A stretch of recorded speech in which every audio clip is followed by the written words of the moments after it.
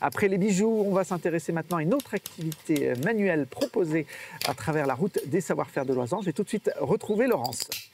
Laurence, bonjour. Bonjour Thibault. Merci de nous accueillir ici. Alors vous êtes mosaïste. Hein. Voilà, c'est ça. Qu'est-ce que c'est qu'une mosaïste?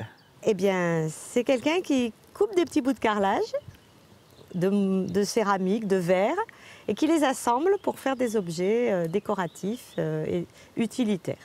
On va aller voir ça tout de suite. Hein. Je crois que votre atelier est juste voilà, à côté. Voilà. Là, vous avez le beau temps au clos, c'est déjà agréable. En plus, il fait beau. Alors, Laurence, on est maintenant installé dans votre atelier. Là, vous faites toutes vos créations.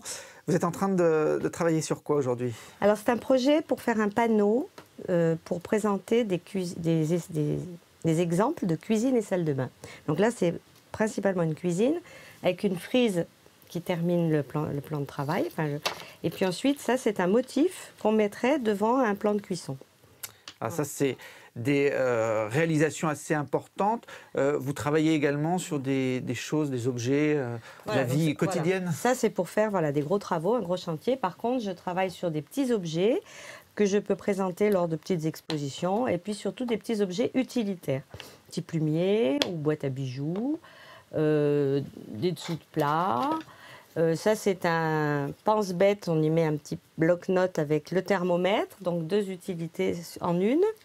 Vous avez même des boules? Je fais aussi des boules pour Noël. Alors, elles ne se mettent pas au sapin, parce que c'est un peu lourd, la mosaïque. Mais disons qu'on peut les accrocher à une poignée de porte pour décorer la maison. Ou les poser sur la table, parce que je fais des bougeoirs assortis. Alors, on a les 2 bougeoirs et c'est assez sympa. Alors, comment ça fonctionne techniquement? Alors, vous êtes sur une création en cours, donc vous travaillez à partir de matière, de petits carrés, hein, comme ça. Voilà, alors, ce sont des émaux de Briard. Les émaux de Briard sont fabriqués à Briard, mais à côté d'Orléans. À l'usine, ils ont 36 couleurs qui donc permettent de faire... C'est très lumineux comme couleur. C'est ce qui m'a attirée d'ailleurs dans cette matière-là, c'est que c'est très lumineux, c'est très coloré. Et ces carreaux sont assez fins. Vous voyez, comme ça fait 2 mm 5. Et ça se coupe avec une pince qui est finalement un outil très simple, qui a 2 molettes en tungstène. Et lorsqu'elles se rencontrent, avec une petite pression, on coupe comme ça, donc, d'un petit coup sec, le carreau. Et on a un petit... Alors ça amuse beaucoup les enfants. C'est la récupération de la chaussette qui permet donc d'éviter que ça gicle dans toute la maison. Puis surtout de retrouver la petite pièce qu'on a coupée, parce que des fois on coupe la toute petite pièce qui va aller boucher le petit trou. Et si elle part pas dans la chaussette, on la retrouve pas, quoi, des fois. Je peux essayer d'en... Ah oui, tout à fait. Bon, il ne sera peut-être pas utile celui-là pour... Alors il faut tenir la pince au bout. Au bout.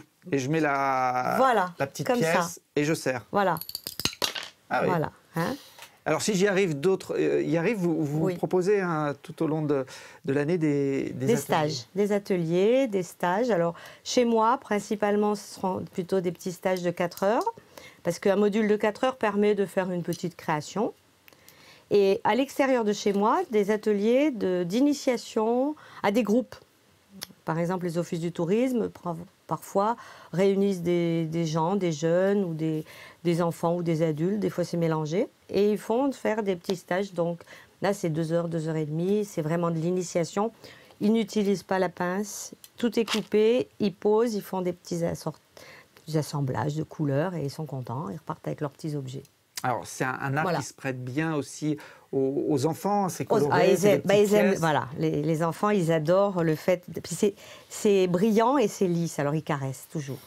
Moi, j'aime bien, ils caressent. Et les grands aussi sont en caresse. Dans les expos, ils viennent, ils touchent. Je dis, oui, c'est très tactile. C'est tactile, oui. Hein, c'est agréable comme matière. Et donc, les enfants, ils sont parfois très créatifs, parce que j'ai eu une petite fille, une fois, qui a fait un chat sur un petit dessous de plat qui était gros comme ça. Et avec les petits morceaux tout coupés, elle s'est débrouillée pour faire un petit chat. Et elle l'a créé elle-même. Ça a dû vous faire plaisir parce que les chats sont présents ici, à la fois voilà. en mosaïque, ici avec celui qu'il deviendra certainement, voilà. Et une pièce finie. Puis il y en a un derrière vous qui n'est pas en mosaïque, lui, il a l'air de bouger un peu plus. Ah bah elle, c'est Tigra. Alors Tigra, c'est la reine de la mosaïque. Elle se met là d'habitude. Là, vous l'avez un peu perturbée, donc elle se colle là. Et puis moi, je fais. Et alors des fois, avec sa patte, Elle vient vous aider. Elle m'aide. Voilà. Bon, qu'est-ce qu'il faut comme qualité pour réussir à composer? Il faut être, j'imagine, très, très patient. Non, parce qu'en fait, les enfants, quand je vois qu'ils n'ont pas d'idée au départ, je leur dis simplement, vous les collez, prenez les couleurs que vous aimez, vous les posez et vous les collez. Et ils obtiennent une espèce de petit objet multicolore et c'est très joli. Parce que je vous dis, tous les assemblages de couleurs, c'est tellement vif que c'est joli. Alors, ils sont contents. Même le plus basique, qui ne va pas y arriver, il va faire quelque chose. Après, les joints, parce qu'on n'a pas parlé des joints. Les joints, c'est l'écart entre... Pourquoi mosaïque? Entre les différentes pièces. Parce que la mosaïque, c'est fait qu'il y a des écarts entre les pièces. Des petits écarts, il ne faut pas en faire des trop grands, il ne faut pas en laisser non plus pas du tout. Il faut qu'il y ait juste un petit passage pour que... Ensuite, on met un plâtre, une espèce de ciment blanc qui finit donc le travail. Là, vous avez... c'est ce qu'on voit là. Voilà, là, vous l'avez. Je vais le montrer, voilà. le ciment entre les différentes pièces. Voilà. Donc, ce qui est blanc, là, c'est ce ciment qu'on met, et ça se fait à la fin. C'est ce que j'aime le moins faire. Ça salit, et puis les mains, elles n'aiment pas du tout, parce que c'est un peu abrasif comme matière, et donc il faut mettre des gants. Moi, travailler avec des gants, j'ai du mal. Donc les joints, ça se fait vraiment à la fin. Donc en général, là par exemple, sur ces pièces-là, qui sont pleines de petits morceaux, qui ont quand même des petites pointes, faire les joints, c'est fatigant, parce que ça abîme les mains. En tout cas, merci de nous avoir accueillis et présenté cet art. Petit clin d'œil donc au chamois de Loisan. J'imagine que c'est un chamois qui doit courir à celui-là, voilà. C'est pour ça que je vous ai même sorti ça, parce que c'est vraiment... Je travaille dans l'Oisan et j'essaye d'avoir des productions qui, pour les gens qui viennent dans l'Oisan, repartent avec quelque chose qui vraiment peuvent dire c'est fait là-bas. Donc les ailes d'Elouest, les gentianes, et puis chamois. J'ai fait des aigles. Je travaille pour Besse-en-Oisan, la maison des alpages. Et si vous y allez, vous y verrez beaucoup de mes créations, avec essentiellement des animaux et de la flore de chez eux. Eh bien, on va y aller à la maison des